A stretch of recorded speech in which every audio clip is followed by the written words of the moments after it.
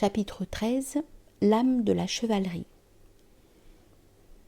Nous avons déjà dit qu'à l'origine, ce fut un élément spirituel qui définit non pas seulement la royauté, mais aussi la noblesse traditionnelle. Comme pour la royauté, on peut envisager le cas où cet élément n'est pas inné dans la noblesse, mais au contraire acquis. On se trouve ainsi devant une différence analogue à celle qui existe entre initiation et investiture. À l'investiture correspond en Occident l'ordination chevaleresque, et ailleurs l'initiation rituelle propre à la caste guerrière. À l'initiation, réalisation d'une nature plus intérieure, plus directe et individuelle, correspond l'action héroïque au sens traditionnel, c'est-à-dire sacrée, liée à des doctrines comme celle de la guerre sainte et de la mors triomphalis. Nous examinerons séparément cette seconde possibilité et traiterons seulement ici, comme exemple de la première, de l'esprit et du secret de la chevalerie médiévale. Il faut avant tout noter la différence qui existait au Moyen-Âge européen entre l'aristocratie féodale et l'aristocratie chevaleresque. La première était liée à une terre et à la fidélité à un prince donné.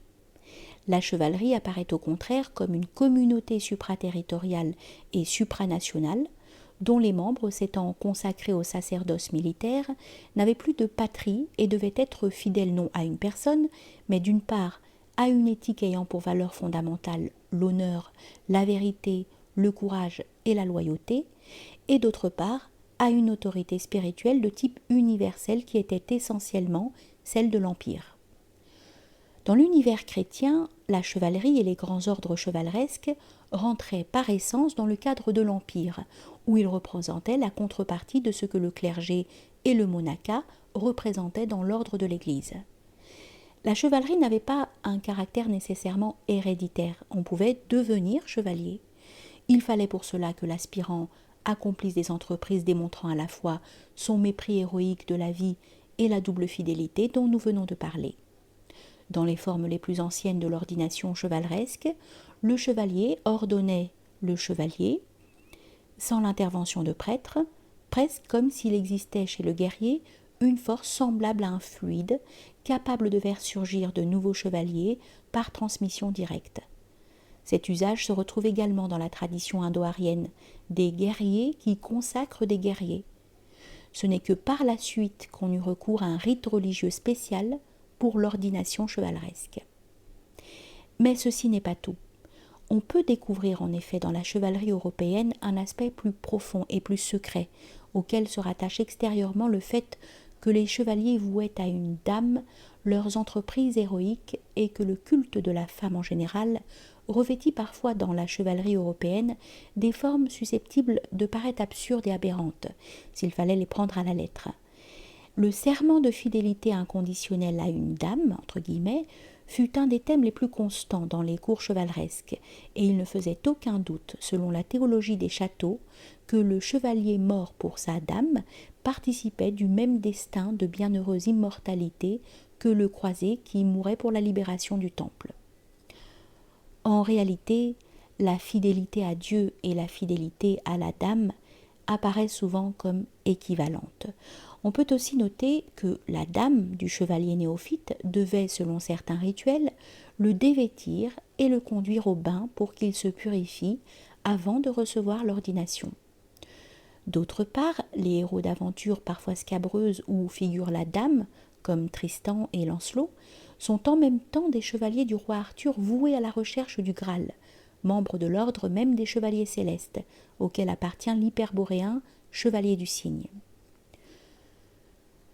Dans tout cela se cachaient souvent en réalité des significations ésotériques qui n'étaient destinées ni aux juges de l'Inquisition ni aux gens du commun. C'est pourquoi elles s'exprimaient sous le couvert de coutumes étranges et de contes érotiques. Dans certains cas, ce qu'on peut dire à propos de la dame de la chevalerie s'applique aussi à la dame des fidèles d'amour, Gibelin, et se réfère d'ailleurs à un symbolisme traditionnel uniforme et précis. La dame à laquelle le chevalier jure une fidélité inconditionnelle et à laquelle se vouent aussi les croisés, la dame qui conduit à la purification, que le chevalier considère comme sa récompense et qui le rendra immortel quand il meurt pour elle, est essentiellement, comme cela est apparu à la suite de nouvelles recherches, dans le cas des fidèles d'amour, une figuration de la sainte sagesse, une incarnation plus ou moins précise de la femme transcendante ou divine, du pouvoir, d'une spiritualité transfigurante et d'une vie qui n'est pas mêlée à la mort. Le thème rentre d'ailleurs dans un ensemble traditionnel bien caractérisé, car il existe un vaste cycle de légendes et de mythes où la femme a cette même valeur symbolique. De Hébé, la jeunesse éternelle qui devient l'épouse du héros Héraclès dans la résidence olympienne, de Ida, qui signifie renouvellement, rajeunissement, et de Gunnlod, détentrice de la boisson magique, Audreyrir, à Freya, déesse de la lumière, convoitise constante des êtres élémentaires qui cherchent en vain à l'obtenir, à Sigdrifa Brunhild, destinée par Wotan à être l'épouse terrestre d'un héros qui franchira la barrière de feu, de la dame de la terre des vivants et du victorieux qui attire le héros gaélique Condlaquin, aux femmes égyptiennes qui apportent avec la clé de vie le lotus de la résurrection, et à l'aztèque Teoyamiki qui guide les guerriers tombés vers la maison du soleil, de la jeune fille forte et belle qui conduit les esprits sur le pont céleste Kinvad, à l'Ardvisura Anaïta, forte et sainte, procédant du dieu de lumière, à laquelle on demande la gloire appartenant à la race Arya et au saint Zarathustra, donc la sagesse et la victoire, de l'épouse de Gézar, le héros tibétain, émanation de Dolma la conquérante, non sans rapport avec le double sens significatif du mot sanskrit Shakti, qui veut dire aussi bien épouse que puissance, aux Fravashi, femmes divines qui sont comme les Walkyries, des parties transcendantales de l'âme humaine et donnent la victoire à celui qui les invoque, des faveurs à celui qui les aime, la santé aux malades, partout c'est le même thème qui revient. Ce thème peut nous faire pénétrer la dimension ésotérique d'une partie de la littérature chevaleresque relative à la dame et à son culte. Dans la tradition indo-aryenne, il est dit « Ce n'est pas par amour de la qualité de guerrier au sens matériel qu'est cher l'état de guerrier, mais c'est par amour de l'atma, du principe toute lumière, toute immortalité du moi qu'est cher l'état de guerrier. Celui qui croit que la dignité de guerrier provient d'autre chose que l'atma sera abandonné par la caste des guerriers. Cette idée peut servir d'arrière-plan à l'aspect de la chevalerie que nous considérons ici.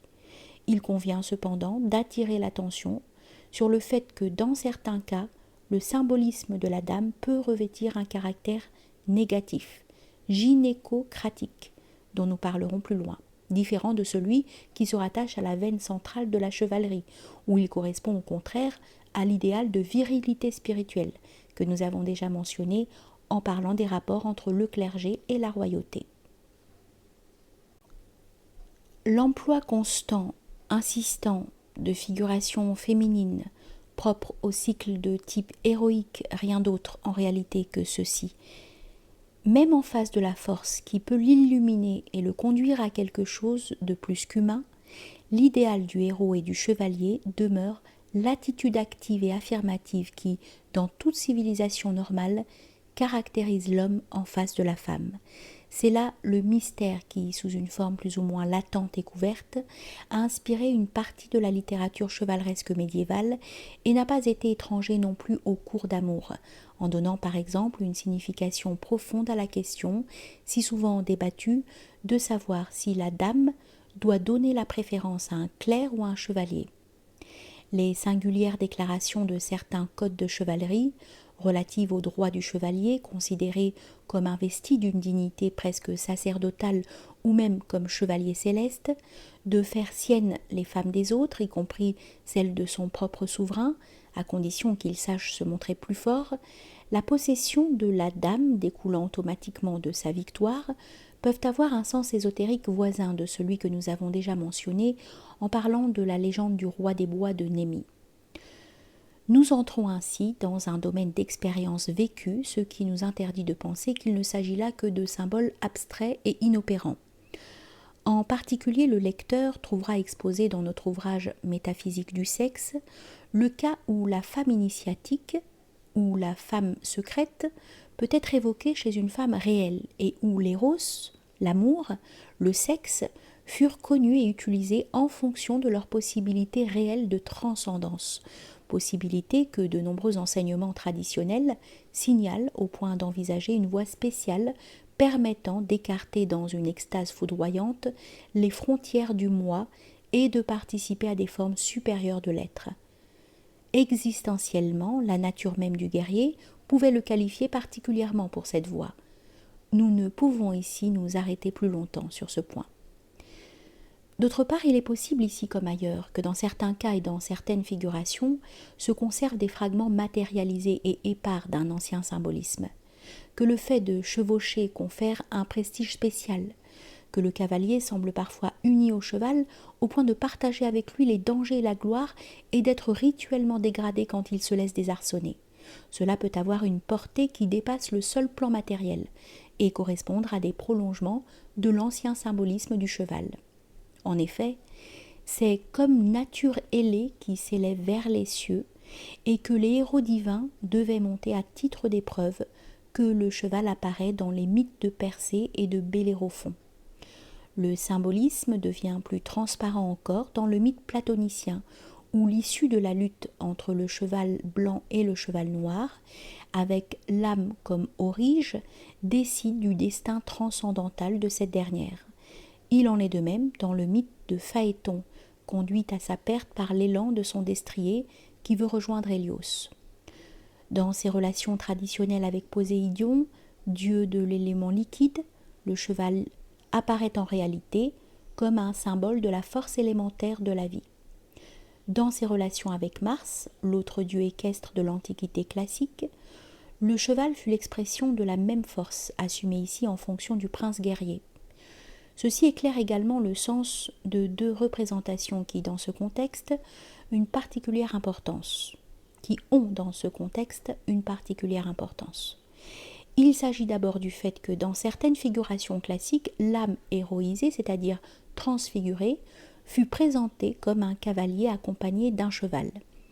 Il s'agit ensuite du Kalki Avatara, selon une tradition indo-aryenne.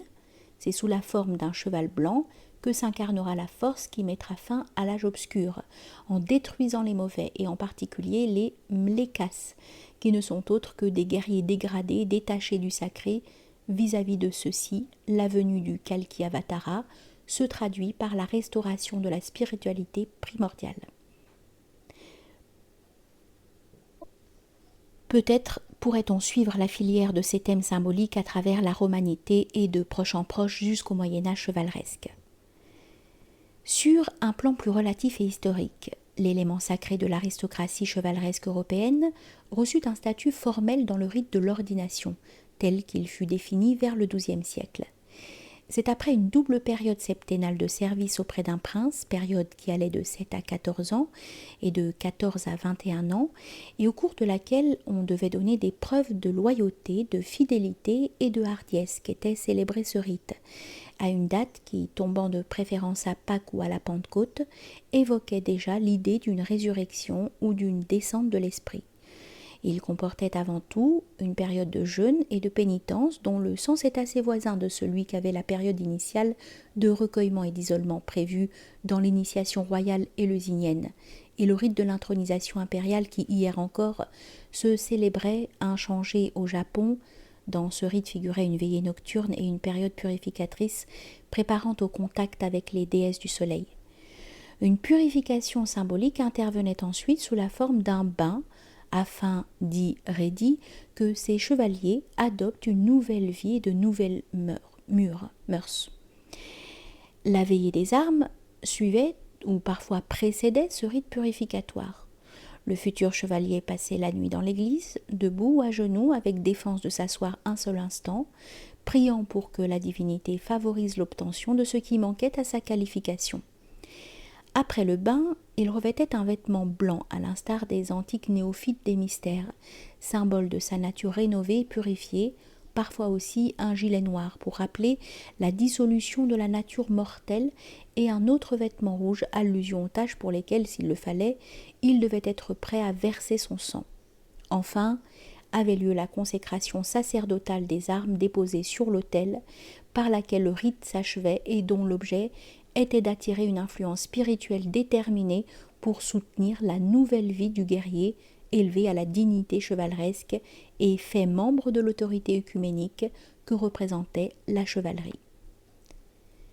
Au Moyen Âge fleurirent d'ailleurs de nombreux traités où chaque arme et chaque objet utilisé par le chevalier étaient présentés comme des symboles de qualité spirituelle ou éthique, symboles destinés à lui rappeler d'une façon sensible ses vertus et aussi à relier à toute action chevaleresque une action intérieure.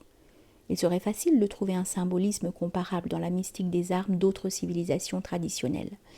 Nous nous bornerons à rappeler l'exemple de la noblesse guerrière japonaise qui considéra le sabre de guerre comme une chose sacrée.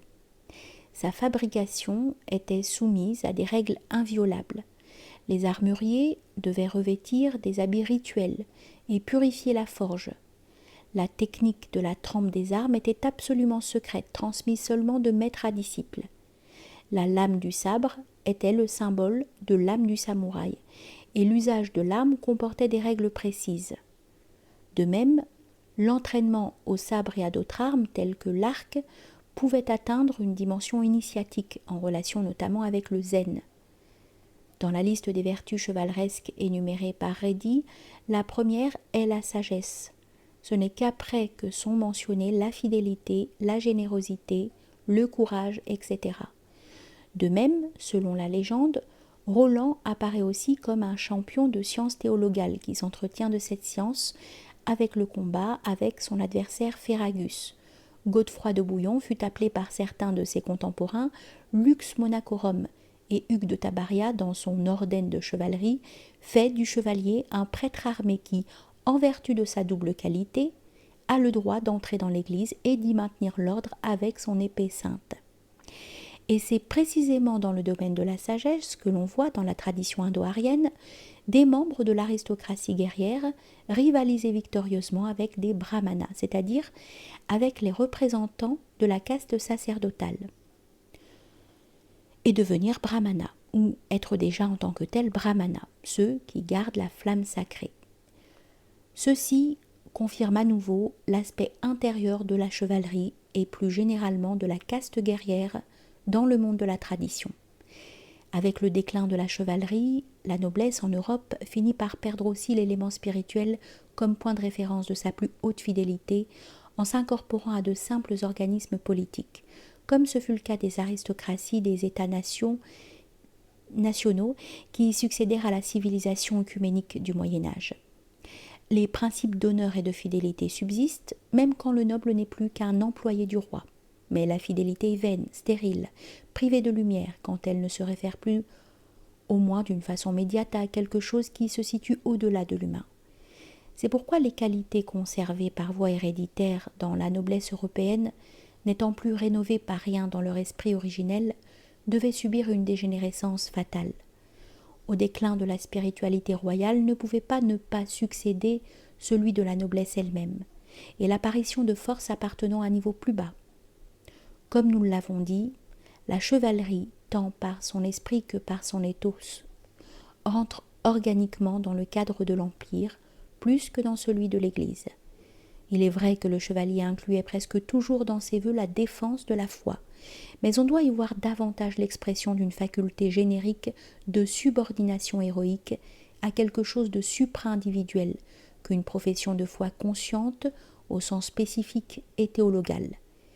Et pour peu que l'on aille au-delà de la surface, il apparaît que les branches les plus luxuriantes de la floraison chevaleresque tirèrent leur sève d'ordre et de mouvements suspectés d'hérésie par l'Église, au point d'être persécutés, parfois même détruits par elle.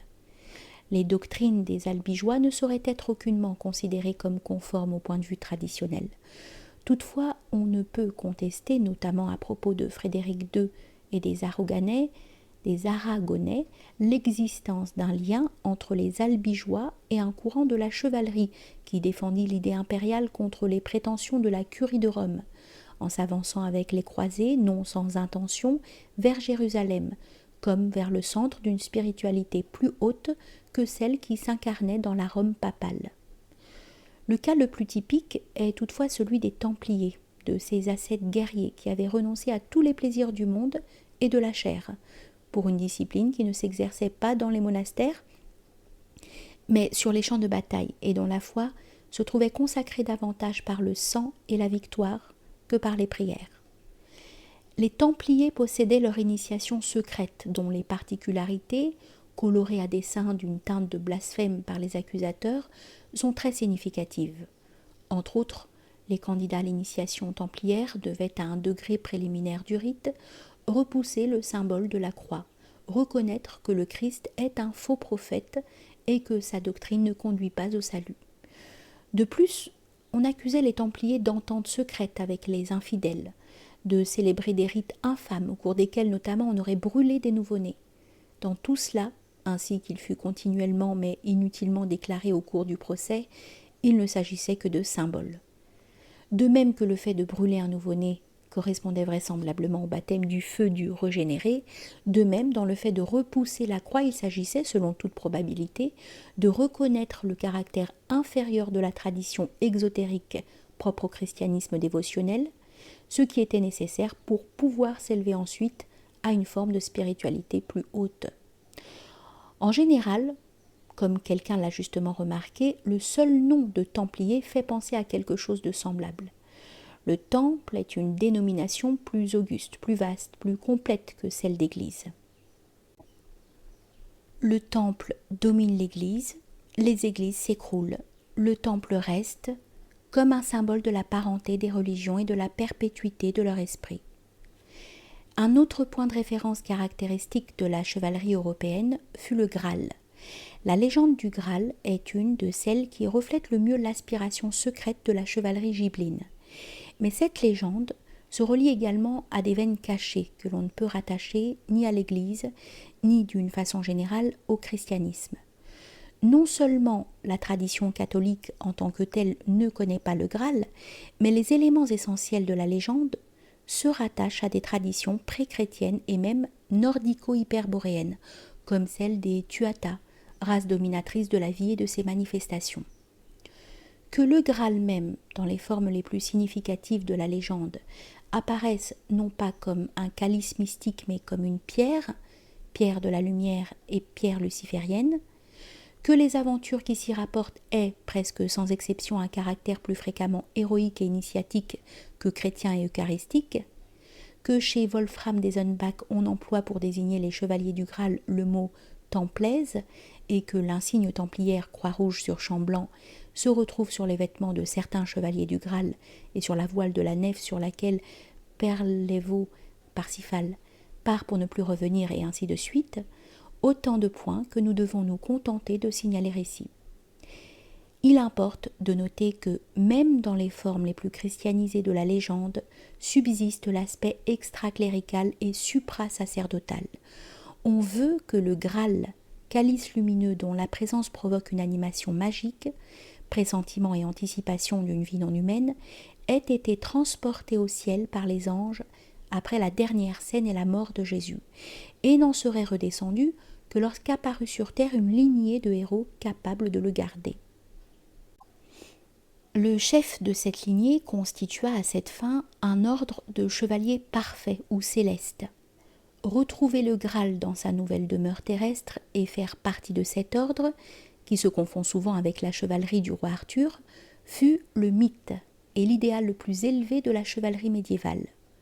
Or, l'Église catholique s'étant perpétuée directement et sans interruption depuis le christianisme des origines, le fait que le Graal christianisé ait disparu jusqu'à la constitution d'un ordre non pas sacerdotal, mais précisément chevaleresque, atteste évidemment le développement d'une tradition différente de la tradition catholique et apostolique. Mais il y a plus. Dans presque tous les textes du Graal, on va au-delà du symbole, au fond encore sacerdotal, du temple, et on lui substitue le symbole plus clair d'une cour ou d'un château royal pour désigner le lieu mystérieux, difficilement accessible et défendu, où est gardé le Graal. Et dans le mystère du Graal, outre l'épreuve consistant à ressouder une épée brisée, le thème central est une restauration royale. on attend un chevalier qui fera refleurir un royaume déchu, qui vengera ou guérira un roi blessé ou paralysé, ou ne vivant qu'en apparence. Des liaisons transversales unissent donc ces thèmes aussi bien au mythe impérial en général qu'à l'idée même du centre suprême, invisible, solaire et polaire du monde. Il est clair qu'à travers tout cela, à travers ce cycle qui eut de si profondes résonances dans le monde chevaleresque médiéval, agit une tradition qui n'a que peu de rapport avec celle de la religion dominante, même si pour s'exprimer aussi pour se cacher, elle adopta çà et là des éléments du christianisme. Le Graal, en réalité, est un mythe de la religion royale, confirmant ce qui a été dit à propos de l'âme secrète de la chevalerie. Si l'on veut considérer aussi un domaine plus extérieur, celui de la vision générale de la vie et de l'éthique, on doit reconnaître toute la portée de l'action formatrice et rectificatrice que le christianisme a subie de la part du monde chevaleresque. Le christianisme ne put se concilier avec l'éthos chevaleresque et formuler l'idée même de guerre sainte qu'en manquant aux principes dictés par une conception dualiste et évasionniste de la spiritualité, qui lui donna son caractère spécifique par rapport au monde traditionnel classique. Il dut oublier les paroles augustiniennes « Celui qui peut penser à la guerre et la supporter sans une grande douleur, celui-là a vraiment perdu le sens humain. » Les expressions encore plus violentes de Tertullien et son avertissement « Le Seigneur ordonnant à Pierre de remettre l'épée au fourreau a désarmé les soldats. » Le martyre d'un saint Maximilien ou d'un saint Théogone qui préfère la mort à la milice, et les paroles de saint Martin à la veille d'une bataille qui dit « Je suis soldat du Christ, il ne m'est pas permis de dégainer l'épée ». Le christianisme dut aussi donner au principe chevaleresque de l'honneur une place bien différente de celle que permettait le principe chrétien de l'amour, et dut, malgré tout, se conformer à une morale du type héroïco-païen plutôt qu'évangélique, capable de ne rien trouver d'hérétique dans des expressions comme celle de Jean de Salisbury. Ouvrez les guillemets. La profession des armes, d'autant plus digne d'être approuvée qu'elle est plus nécessaire, a été instituée par Dieu lui-même. Fermez les guillemets.